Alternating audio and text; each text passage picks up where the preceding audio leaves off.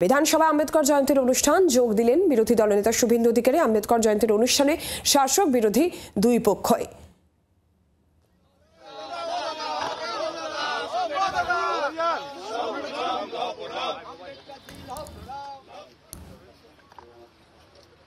বিধানসভা আম্বেদকর জয়ন্তীর অনুষ্ঠান, বিরোধী দলনেতা শুভেন্দু অধিকারী সে অনুষ্ঠানে যোগ দেন। শাসক বিরোধী দুই পক্ষই আম্বেদকর জয়ন্তীর অনুষ্ঠানে যোগ দেন, শ্রদ্ধা জ্ঞাপন করেন। ছবি আপনারা দেখতে পাচ্ছেন, শাসক বিরোধী দুই পক্ষই আম্বেদকর জয়ন্তীর অনুষ্ঠানে তাদের যোগদান। বিধানসভার ছবি। শ্রেয়সী গঙ্গোপাধ্যায় রয়েছেন টেলিফোন লাইনে। শ্রেয়সী, কি জানা যাচ্ছে? একেবারে দেখো, আজকে বিধানসভায় সেক্ষেত্রে বি আর আম্বেদকরের প্রতি শ্রদ্ধা জ্ঞাপন করে শাসক পক্ষ, বিরোধী পক্ষ এবং বিধানসভার স্পিকার তারা নিজেরা ছিলেন।